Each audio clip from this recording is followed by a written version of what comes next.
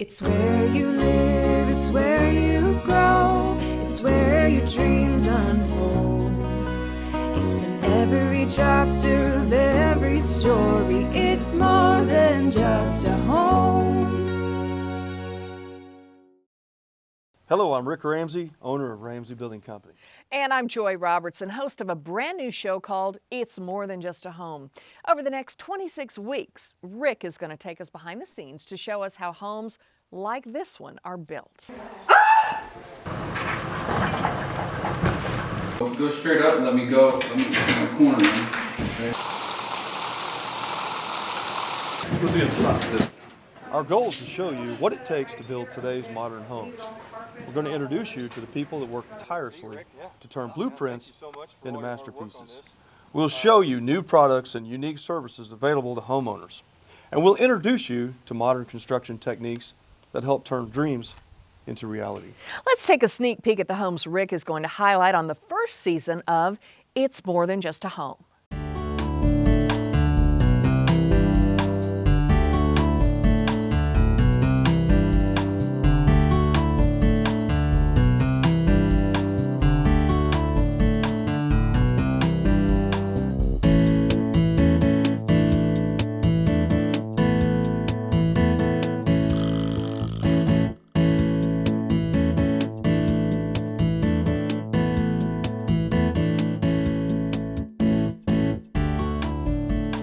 Well, Rick, those are obviously beautiful homes, and I am so excited to see how each and every one of them were built. You ready to get started? Well, I'm ready. Our journey begins with what we call Ozarks Lodge.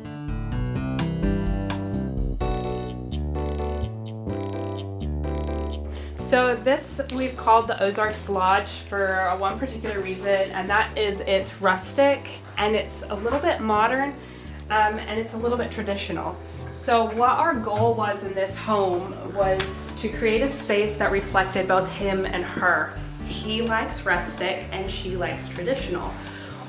How we did that is mostly with the framing and the timbers and the trusses and all of the structural pieces we made very rustic. Then with all the furnishings, we wanted to create her, and we used kind of the rule for this project was mostly traditional in all the furnishings. So you'll see we used some antique pieces, most of the other pieces are new. A lot of the light fixtures are a little bit more glitzy and gold. It's kind of like the jewelry of the project. The Ozarks Lodge is 6,600 square feet under roof with 3 bedrooms, 3 baths, and a 3-car garage. It also happens to have an expansive group of porches that house items such as an exercise pool, outdoor dining, kitchen, and a living area. On the property, we also constructed a 2,400 square foot metal building shop. And as you know, numbers do not describe what makes a house a home. Over the next few weeks, let's take a closer look into this home and see how it was built. Once I reviewed the property with the homeowners, I decided to bring in Jason Thompson of J.L. Thompson Home Design. And after the break, we're going to meet Jason and see how this design was created. This is a really fun project. It's more than just a home. It's in every chapter of every story, it's more than just a home. Welcome back to It's More Than Just a Home. How a home is designed varies with each project. Most new homeowners have a pretty good idea of what they like and want, but taking dreams and making something the homeowners can almost feel and touch, well, that is Jason Thompson of J.L. Thompson Home Design's job. Let's see how Jason took the ideas of the homeowners and turned them into the Ozarks Lodge. Well, today I want to talk about the Ozarks Lodge, a home that I think turned out great, and a lot of it was due to the initial planning and design of the home. I like what you did as far as the house definitely has a lodge feel. On the inside of the home, you designed lots of, I know the owner really wanted lots of reclaimed beams and also wanted the reclaimed ceilings to go along with those. And so you were able to put some 3D drawings together of those, what the beams and the shape and configurations would be. You know, we've talked about this in previous projects where we start out in what we call black and white, simple black and white. And Right. this particular homeowner, I think, just needed a little bit more help to envision, you know, what are those beams going to look like? What is the, what it look like with some furniture in it? What it look like with a wood ceiling? And so we were able to do that for them. In the beginning parts of the design, as I'm thinking back, there was a little bit of a little bit of yeah, a little give and take, and here there was a little bit of that happened, where she might have wanted something just a little bit more formal, and he wanted something a little bit more rustic. Right. The front porch, I think what's unique about this home is it's on a raw piece of property, and it's a pretty good incline coming up from the farm road you exit off of, and you're not able to actually drive straight up to the home, are you? No, you're not. And yeah, again, that's a part of when we went out to the site, and we're driving up, and the client had a particular view they were wanting, and then ended up kind of doing the pond and stuff like that. But it dictated how the home sat. Right. And so, again, we brought that into the design perspective. The clients had a particular view over the landscape that they wanted, which isn't unusual. You know, clients have a particular vision whenever we meet with them, and that's, again, a good reason to meet people at the lot for the very first time in their land. It is. A lot of people think they're pigeonholed, so to speak, into, well, here's where we come in, the house has to face that. And, Right. you know, in most cases, that is nice if you can do that, but this one, everybody felt, like you said, even the homeowner, that, hey, what would it look like if we actually turned it the way we want? How do we make a presence for us and our guests as they come to the home to see the front? Yes. What we're able to do, which is fun, is then show the client kind of those different stages. Okay, here's how you're going to see it as you're coming up the driveway. Here's you're going to see it this way, Right. and really just focus on those angles of design. And we kind of we call it, you know, taking a picture in the computer. Right. And so we can take a picture in the computer and show the client any angle they want. And so it just really gives clients, I think, a comfort level, you know, where they might have in the past just had to trust us or trust you that, you know, hey, this is where I think it needs to be sited. And they kind of had to trust us, but now we can really paint the picture for them. The home is not overly large, but it feels very spacious, and I think that's just because it has so many raised and vaulted ceilings, not only inside but outside too. You'll notice, looking at this view, you've got two covered porches, and you know, one of them, the one you're highlighting there, is actually kind of a pool, hot tub, exercise area. The other side turned out just fantastic. It's got an outdoor fireplace. It's got its own kitchenette. It's got plenty of area for seating, either at the kitchen bar area or in front of the fireplace. But that turned out great as well. Yeah, it's a pretty fun, unique area here. Behind the fireplace here is a seating area, and then here off to the side, which is covered, is a little outdoor kitchen. So one of the areas you mentioned was the view, and by adding that lake, the back of the windows worked out exceptionally well. You're able to stand inside the home and view everything out the back and see the lake. So being able to mix up the design here with, we could have put all doors across here, but we felt the larger open expanse of glass, 4.5 feet wide by 6 foot high.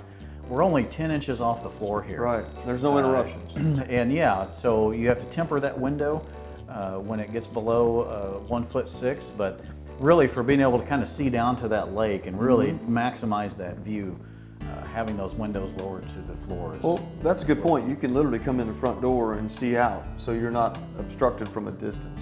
Exactly. Well, great job again as always, and I appreciate you working on this design for us and being part of the team. So we appreciate it. Thank you very much, Rick. It was all our pleasure. Good. As you can see, there are a lot of unique design elements to this home that we will be taking a look at over the next several weeks, but no design was bigger than this man-made lake. Would you like to know how Rick keeps the lake full, but at the same time, make sure the home always has enough water? Well, after the break, we'll take a look at what it takes to top off the water in this lake and still make sure the homeowners are always able to have adequate drinking water. It's more than just a home.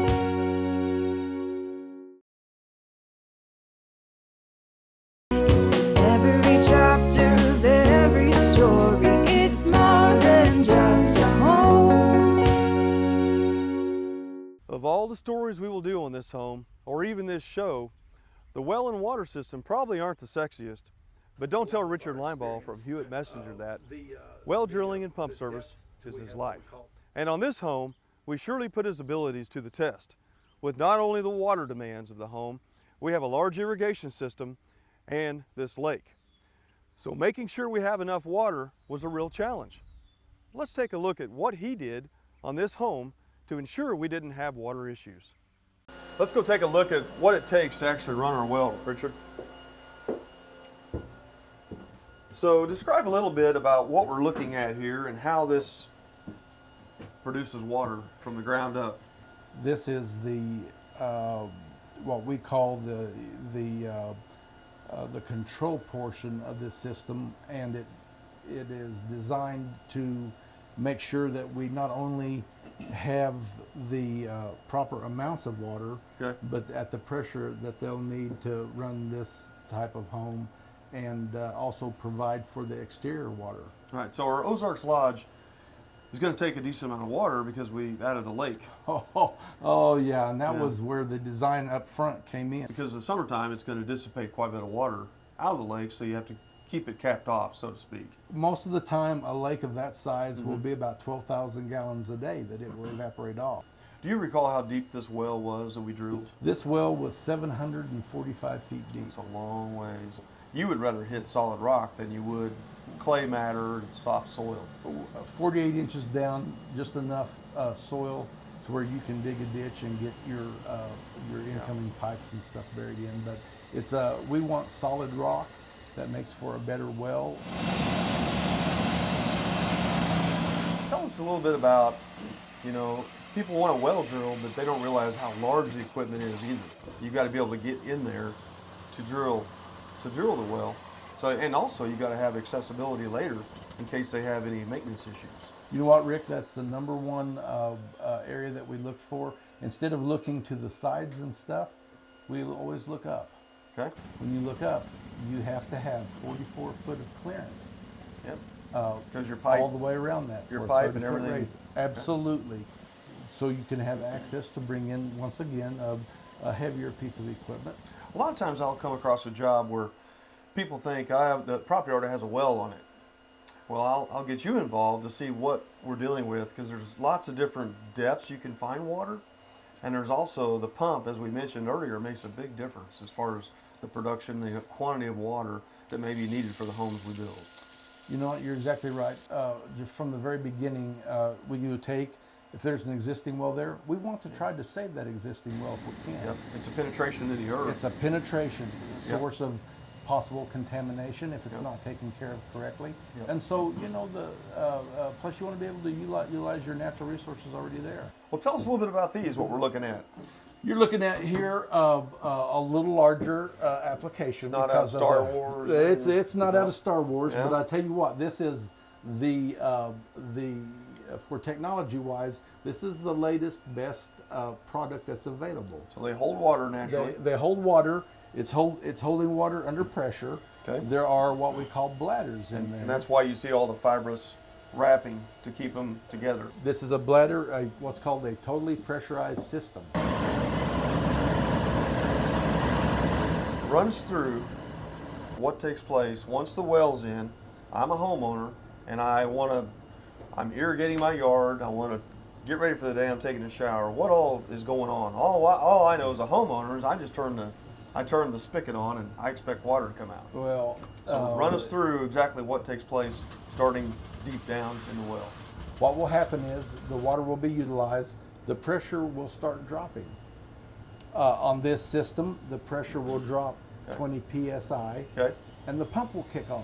Okay? And the pump's down at the bottom of the well. Oh, the pump is The lowest point. In your case, it is actually set at 500 feet, Okay. and it's designed that there won't be a drawdown to that level. So we have to match up, and so when that pump kicks on, it starts drawing the water. Okay. That pump kicks on whenever the pressure drops down below 20 psi. The water is being drawn into that submersible pump, which Okay. in your case is 500 and some feet down. Right. And so it ramps up and starts producing that water up to the surface. So that system is where you'll gradually build up that water again, Okay. and the pump will kick off once it builds back up to your set point of, Gotcha. in your case, you're at about 70 PSI. About 70 pounds per. That's where we'll end up. Okay. Well, I appreciate you explaining everything for us, and you always do a good job. Your guys are always very helpful, and I know they have a tough job. It's not one of the easier jobs out there in construction. Appreciate you meeting us. Appreciate your business. All right. The EPA reports that the typical American household uses between 100 and 300 gallons of water every day. When you consider that there are over 130 million households in America, well, people like Richard definitely have their work cut out for them. But it looks like at this home, he got the job done well. Get it? Well? Okay. Enough with the jokes. After a long day of drilling wells, it would be nice to relax in an outdoor living area and do a little grilling. So after the break, Rick will take us back to the beginning of this outdoor kitchen to show us how it was made. And we'll be right back. Let's go check our production trailer and see if we have any of the production crew. It's more than just a home. It's in every chapter of every story. It's more than just a home. You lifted this up here yourself, right? Oh well, just 2/3 of it. Right. Yeah, No, there were that's 3 other awesome. guys on the other end. There has been a concerted effort over the last 20 years to get people outside of their air-conditioned homes and enjoy some of the outdoor areas that they have. Our goal is to create an area that makes you look forward to being outdoors.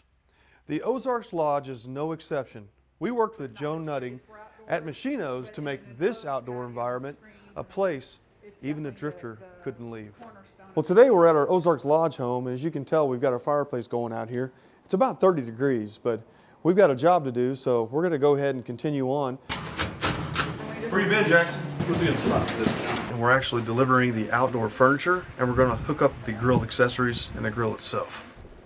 Tell me a little bit about designing these outdoor kitchens. I know you spent a lot of hours on this one. So Yeah, so we started out with one plan, and then when we did a site inspection, we realized that plan was not going to work. It may look really good on paper, but in the real world, when we're walking around it, we want to make sure it flows. while they're unwrapping, let's go take a look at the layout and talk a little bit about those features. Of course.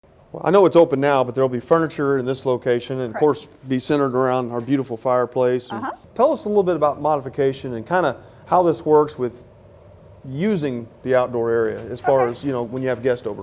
So when I came out here and did the site visit, we quickly realized the L shape would be much more efficient in this space. Well, yeah, especially with the bar stools here. Exactly, You can and that way I view can the TV, the fireplace. Right, I can still have my living area over here.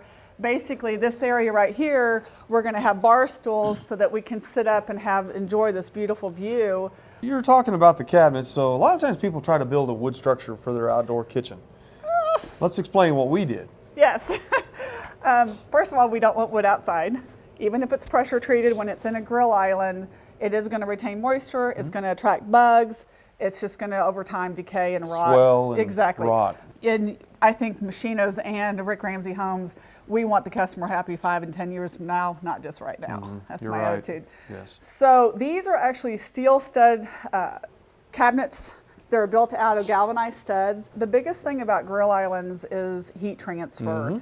And you cannot have anything in this area that's going to absorb the heat. So let's kind of wrap up our outdoor kitchen. We basically, starting on our left side, we have an ingenious way of doing a charcoal bin, and that's with a trash can. Then we have our charcoal grill. So the charcoal grill Smoker. is going to be more Yep. for smoking. This drawer here is one of my favorites to put in the grill island. It's called the American Muscle Grill. This grill right here is a Sunfire. This is a 5-burner grill. There, that each looks burner is great. 12,000 BTUs. So you've got a rotisserie, it looks like, with this one. This is the sear station we were talking about. This gets up to 1600 degrees. And then of course over here is our power burner. The power burner is for that high heat. Then we have our storage cabinets. This is our little paper towel holder. Okay. And then this is just an access door. I like to have a sink that's usable. This sink is big enough to put a Pyrex dish in. And this is our trash can here. And of course we have electrical runs through the cabinet. That's a huge for me for outdoor kitchens. I really want to incorporate bar stools. I love doing that in an outdoor kitchen because not everybody wants a big dining table outside. Right. And the last thing, we have our hoods, which are to pull the smoke that will happen with the smoker and the grills and whatnot. And good job, guys. I think we're ready to start cooking. Let's go. Let's go get the furniture.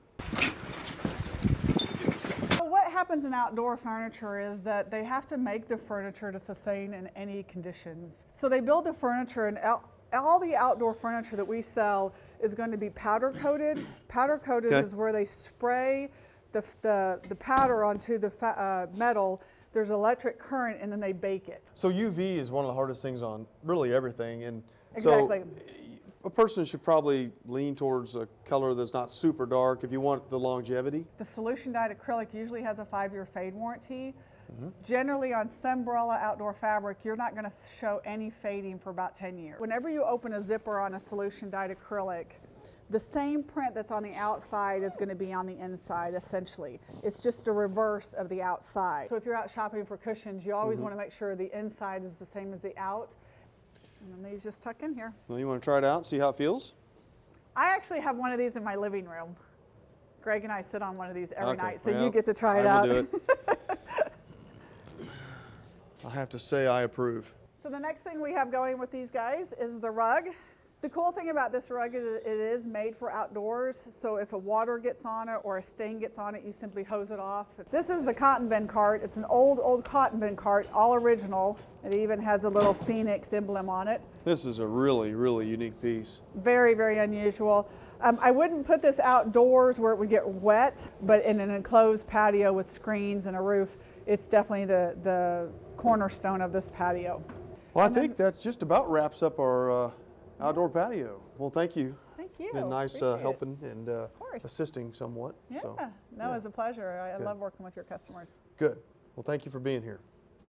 Even though this outdoor living area has everything a homeowner could want, that doesn't mean we're done with this home. As a matter of fact, we are just getting started. Next week, we'll take you into the kitchen, maybe see how the shower works. Sure, we'll have to do that. I'll be out of your hair now. I was just really excited. Look at some of the new technology in garage doors. And then I'll close it. And introduce you to Erica Lee of Erica Lee Design Studios. Hey everyone at the Ozarks Lodge House. I can't wait to show you. Hold on, we should back up. I mean, look at that fireplace. That's real stone, real dry stack. Each piece was custom fit. I mean, it took weeks to make that happen. I love it. We want to thank you for taking this journey with us. We do, and we hope you liked our first show. And if you want to see the full show again and learn more about the vendors who helped build the Ozarks Lodge, go to RamseyBuilding.com. And until next week, Let's get building. And I'll introduce you to Erica Lee with Erica Lee Studios and Design. I said that wrong. I don't even know what to Sorry. do with my hands. Erica Lee Studio. Just put them down. And we'll introduce you to Erica Lee with Erica Lee Design Studios. Sorry, I wasn't ready. And I'll introduce you to Erica Lee from Erica Lee. Sorry. Next week. It'll be fun.